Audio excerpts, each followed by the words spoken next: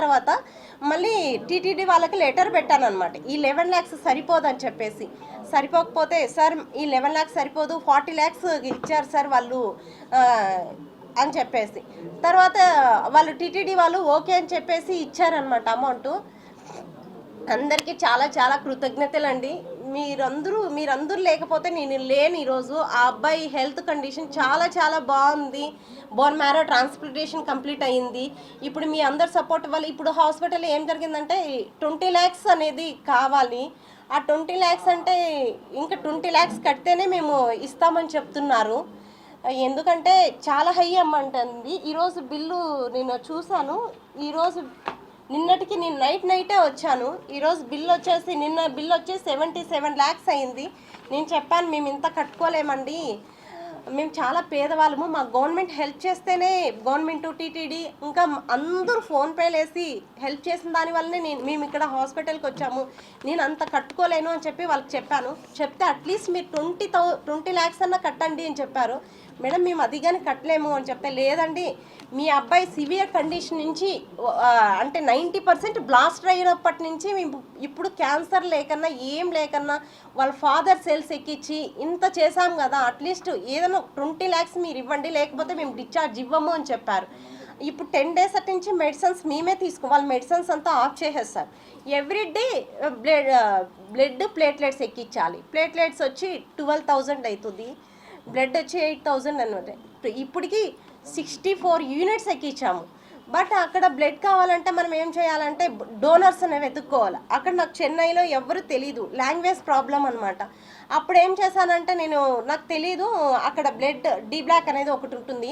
అక్కడికి వెళ్ళేసిన తర్వాత అక్కడ చాలామంది బ్లడ్ ఇవ్వడానికి వస్తూ ఉంటారు. వచ్చినప్పుడు నాకు అంటే ఇంగ్లీష్ వచ్చు కాబట్టి ఇంగ్లీష్లో వాళ్ళతో మాట్లాడి, ప్లీజ్ అండి మా అబ్బాయికి ఇలా ఉంది, ఇక్కడ వీళ్ళు బ్లడ్ ఇవ్వని అంటున్నారు, అమౌంట్ పెట్టుకున్నా కానీ మీరు ఎవరైనా హెల్ప్ చేయండి అని అంటే ఒకరిని నేను అడుక్కుంటాను, ప్లీజ్ అండి హెల్ప్ చేయండి మా అబ్బాయికి ఇలా క్యాన్సర్ వచ్చింది, ఇక్కడ ఏ బ్లాక్లో ఉన్నాము అని చెప్పేసి. తర్వాత వాళ్ళు ఇంకొకరికి అట్లా చాలామంది హెల్ప్ చేశారు. ఇప్పుడు 64 units అలాగే నాకు హెల్ప్ చేశారనమాట చెన్నైలో, ఒకరినొకరు అట్లా చేసి.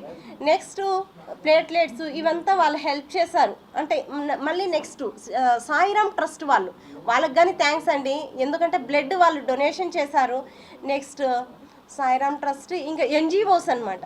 వాళ్ళు మా అబ్బాయికి ఒకరోజు 1,60,000 మెడిసిన్, ఈ 10 days మెడిసిన్ ఆపేశారు, హాస్పిటల్లో ఇవ్వలేదు. నా దగ్గర అమౌంట్ ఎంత ఉన్నిందంటే కొద్దిగా ఒక 5-6 lakhs ఉంటే అట్లంతా అడ్జస్ట్మెంట్ చేశాను. వాళ్ళు మెడిసిన్ ఇవ్వలేదు కాబట్టి. నెక్స్ట్ NGOs వాళ్ళు ఏం చేశారంటే ఒక రోజుకి ఒకరు NGOs ఇస్తారనమాట. ఆ అబ్బాయికి మెడిసిన్ ఆపకూడదు అని చెప్పేసి ఆ మెడిసిన్స్ అంటే అవి తెచ్చిస్తారు మనకి. ఒక రోజుకి బిల్లుకి మేము పే చేస్తాము ఆ అబ్బాయికి అని చెప్పేసి అంటే హై అమౌంట్ ఇవన్నీ వాళ్ళు ఇచ్చారు. ఒకరోజు 3 days NGOs ఇచ్చారనమాట మాకు. నెక్స్ట్ నేను కొనుక్కున్నాను అనమాట బ్లడ్ ప్లేట్లెట్స్. ఇప్పుడు 10 days అటు నుంచి వాళ్ళు మెడిసిన్ ఆపేశారు కాబట్టి అన్నీ నేనే కొనుక్కుంటానా, నేనే చేస్తున్నా. ప్లీజ్ అండి ఇంత హెల్ప్ చేశారు కదా, ఈ ఒక్క సహాయం చేయండి. 20 lakhs కడితేనే డిశ్చార్జ్ ఇస్తామంటున్నారు, ఇది ఏదైనా చేయండి. ఇప్పుడు ఏంటంటే ఇవన్నీ ఈ నోట్స్లు ఏంటంటే మా అబ్బాయి చాలా NTR ఫ్యాన్ అనమాట.